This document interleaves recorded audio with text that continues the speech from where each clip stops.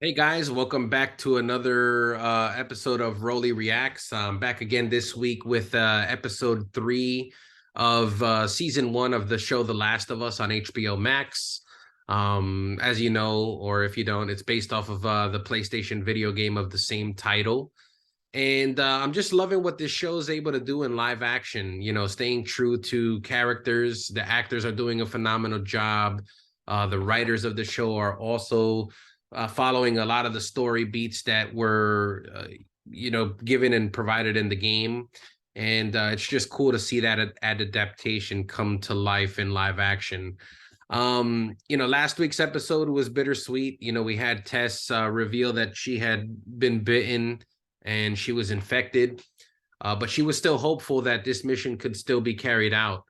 She explained to Joel, just because we got here and these fireflies were dead, and just because I'm infected doesn't mean that this mission needs to cease. There's a bigger picture here.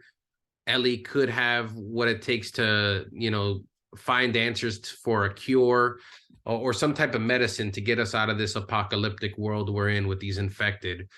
And seeing that much hope in Tess, I think, is what triggered Joel to keep pushing, keep going on. I mean, she had nothing to live for at this moment, nothing to be optimistic about, but she still was.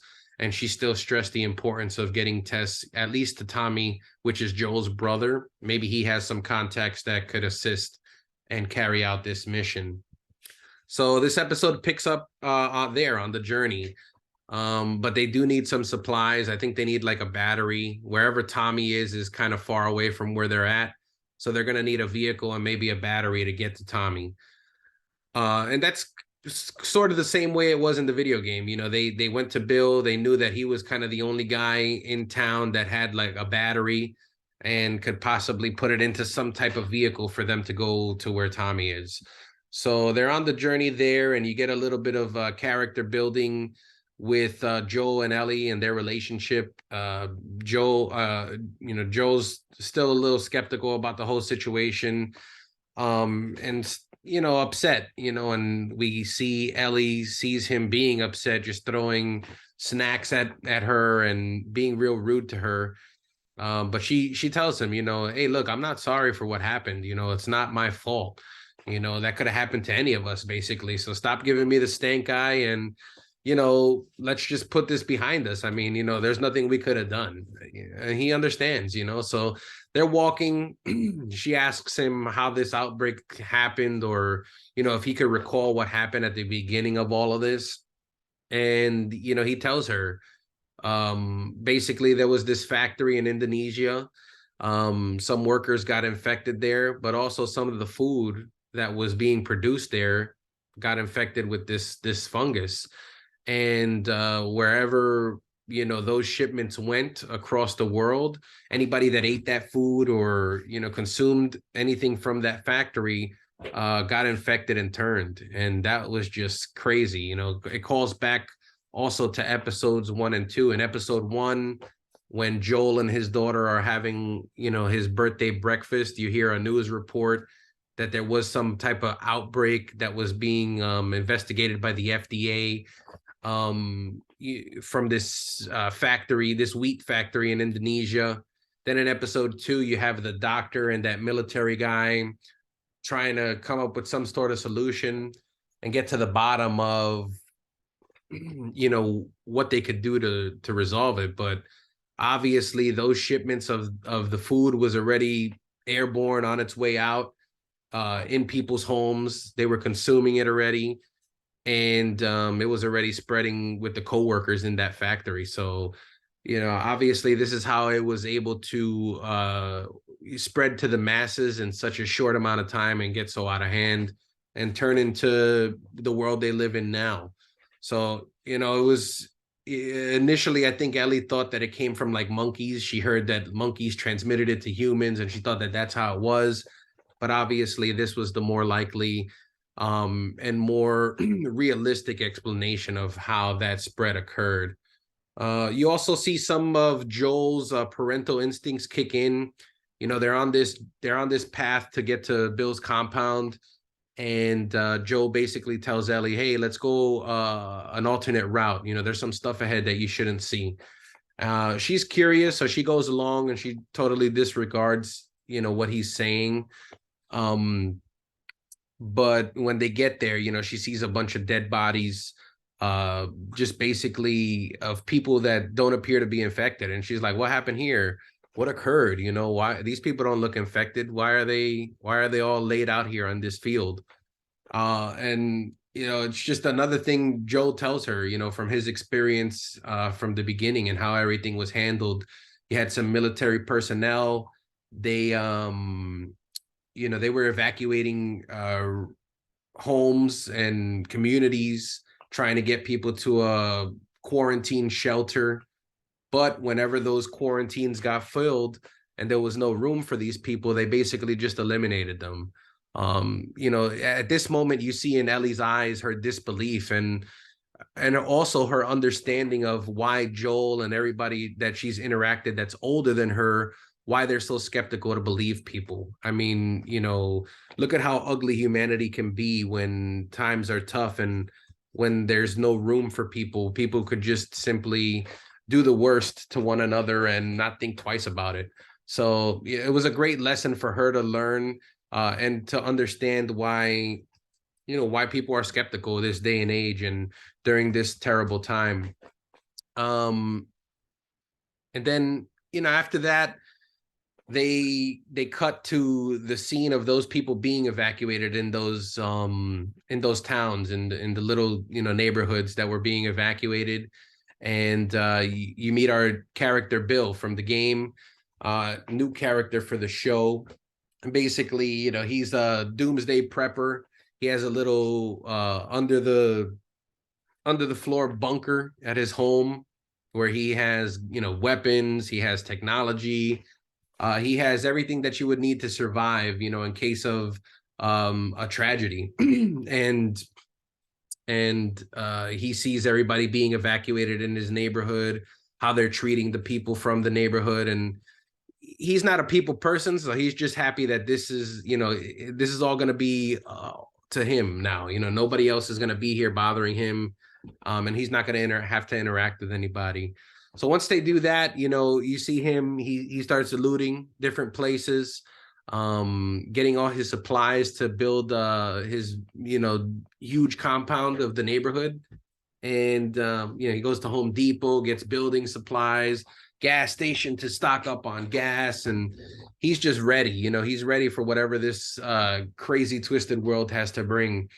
But he also lives a sad life. He lives in solitude, nobody to talk to, nobody to spend time with. His entertainment is watching infected come up to his little traps that he has laid around the perimeter, and them just dying. That's what he gets a thrill out of seeing, and it's just a sad existence until another character from the game, Frank, comes along. And Frank basically falls into one of Bill's traps around the compound.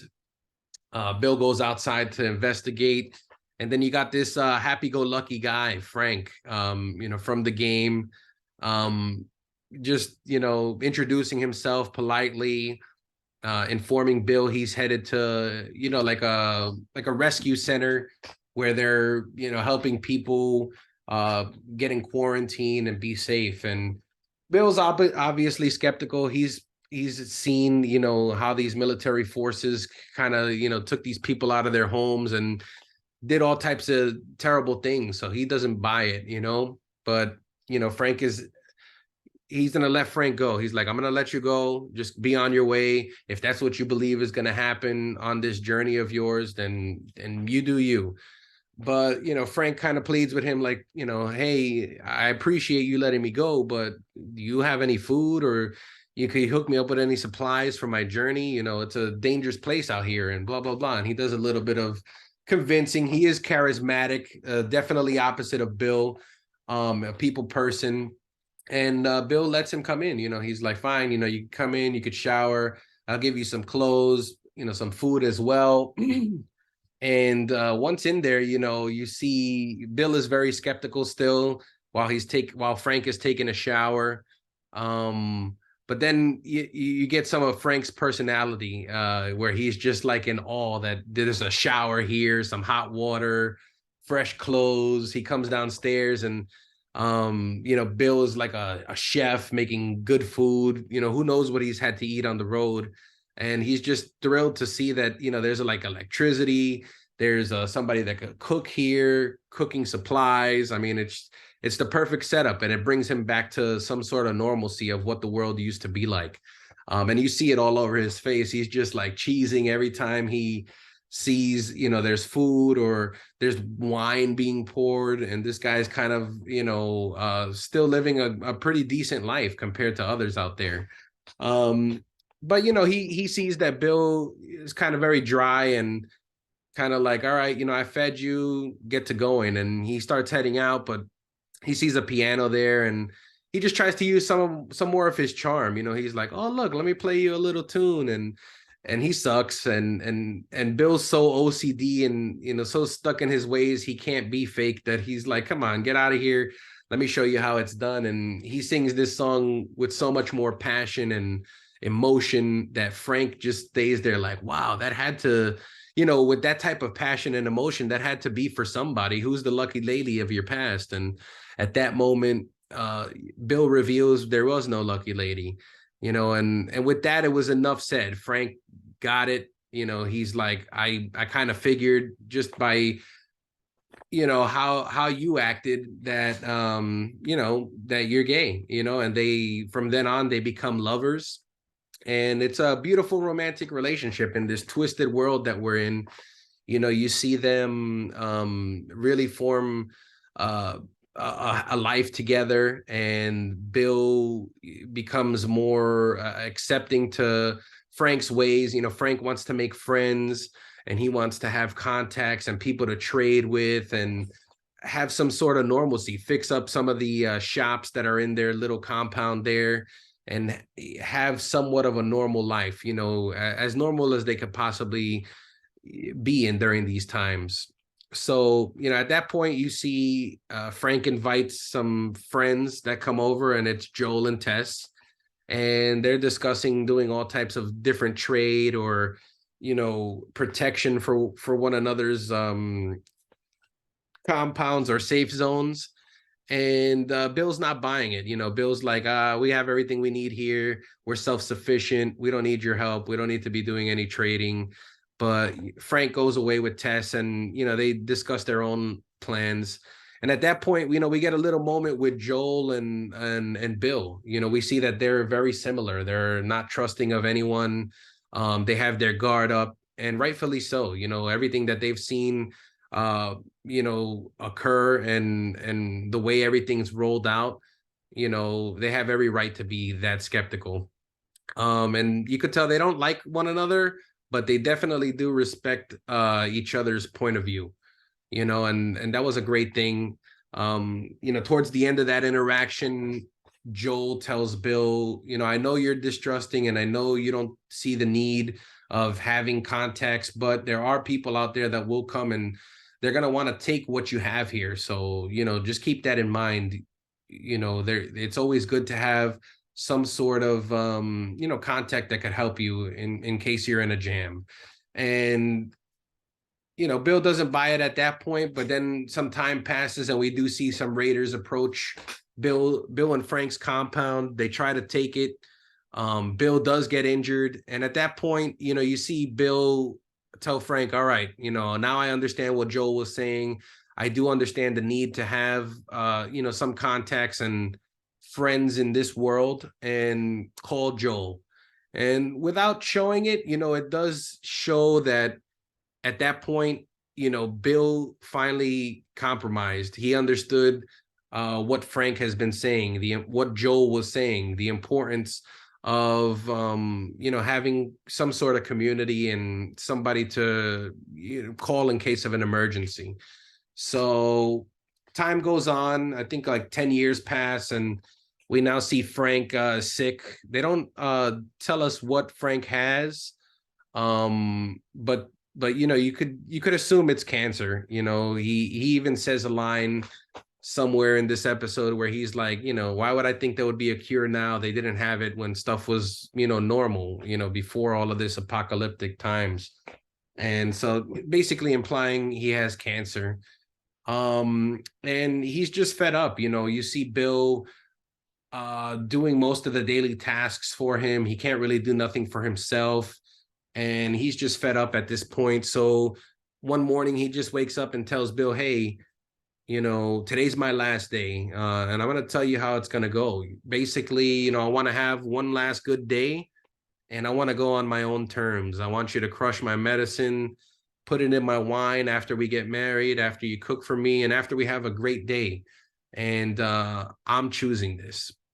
So Bill goes along with it. He's heartbroken, but he goes along with it because he understands, Frank can't be how Frank is normally with this sickness. It's taking it all out of him and he's done. So they do that. Bill goes through with it. He crushes the meds, puts them in Frank's wine, gives him the wine. But then he reveals to him, I also put those meds in my wine as well. I have basically, without saying, I have nothing to live for. And it's understandable. Before this, Bill hated the world. He hated society. He hated people. Then he finally gets somebody, that he has happiness with. He grows a strawberry garden with, and he's able to see the, compromise and be vulnerable with somebody. And now it's getting taken away from him. So at that point, he decides, hey, I'm going to go too. I have nothing to live for here, and I'm out as well. And that's the end of their little story there. And it's a very sad story because it makes you think, what would you do? If you had somebody that made you happy and the whole world around you is a horrible place, why would you want to continue being in that horrible circumstance after you've witnessed greatness? So very sad. Both actors did great. Bill and Frank, they were just excellent. And it was a great storyline for sure. Definitely something we did not get in the game, and it was nice to see that incorporated in live action. See these characters in more of a nice light and have a love story in such a tragic world. So after that, we go back to Joel and Ellie. They finally arrive to Bill's compound. Ellie finds Bill's letter, stating of everything that occurred here and that, they're not here. He kind of knows that the only person that would come and possibly find this letter would be Joel. So he kind of addresses the letter to him and tells, Joel, hey, take what you want. Take care of the people you love, Tess, especially, make sure that you keep her safe. Feel free to help yourself to anything you need here. And at that moment, you see Joel, have a moment. He steps outside, gets some air, and you could see him reflecting. At this point, he has a lot of similarities to Bill. He wasn't able to save the person he loved, but he does have someone that he could save, and potentially the world. He could save the world by carrying out this task. So it gives him more of a motivation and more of a reassurance that what he's doing with Ellie and trying to fulfill this mission is the right thing to do. And he comes back, he tells Ellie, hey, listen, we're going to do this and we're going to give it our all, but these are the ground rules and you need to agree to these ground rules. And at that point, Ellie does. She's like, hey, I'm with you 100%. We're on this journey together. And they have a few more moments there of, relationship building. Ellie says that she's going to go take a shower, and then she kind of makes a little funny joke at Joel, you should too, because you stink. And that's just something, a father and daughter, a daughter would say to a father, just jokingly. Even when she gets in the car, she's never been in a car before. It looks all like a spaceship to her. She's a little teenage girl that's never been out in the world and never seen what the world was like before all this. So, she's definitely, it's all new to her. And Joel's kind of like, oh, they're bonding over music, and he's teaching her how to put on a seatbelt. And it's just a cute relationship that's building here. You could see Joel is softening up to her and sees a lot of similarities between her and his daughter. And this is where the relationship is going to grow, I think, starting here. So definitely a great episode. All the actors did a phenomenal job. It was a little bit of a longer episode, and I understand why it needed to be this long to go into Frank and Bill's story. They didn't really explore that in the game, and when they did, it was very different. At the end, Frank hated Bill. He kind of went away from Bill, and he kind of died alone, as opposed to in here, he died with the one he loved, and it was a little bit better outcome than what was portrayed in the game. But it did take a little bit of time from this episode. And I guess my only concern and the only thing I hope is that, the time that they spent on this episode diving into that relationship, I hope it just doesn't take away of the overall story. And, hopefully it was, we got to see how the whole series plays out, or the whole first season plays out. But, my hopes is that, they didn't spend all this time when they could have spent more time building on Joel and Ellie's relationship. And I think they've done a good job with that so far. We'll just have to wait and see how it all pans out. But I definitely like the episode. Definitely still on board, and can't wait to see what the rest of the season does. If you liked the episode, or if you didn't like the episode, feel free to comment down below. Subscribe if you haven't to at this point. And we'll keep doing this every week. I apologize, this week was a little late. It's just I didn't have time to watch the episode till today. But going forward, I'll have them out every either Sunday night or Monday, and we'll discuss it further. Again, thank you for your time. Thank you for watching this review channel, taking time out of your day to do that. If you guys have any questions or any comments, please leave them below. I do want to interact with everybody. And I can't wait to see you guys next week, see what the rest of the season does. If you guys want, you can follow me on Instagram at ROLY, ROLY_reacts with a Z. And I'll be posting stuff there, little short clips of my videos and anything Last of Us related, or anything related to my channel. I'll be doing other reactions. I'll be doing some Star Wars Mandalorian recaps to gear up for season 3 in March. And, any trailers or music. I'll be doing just a bunch of different things on this channel. And if you want me to react to something, definitely put it down in the comments. Thanks again, and you have a great night. Bye.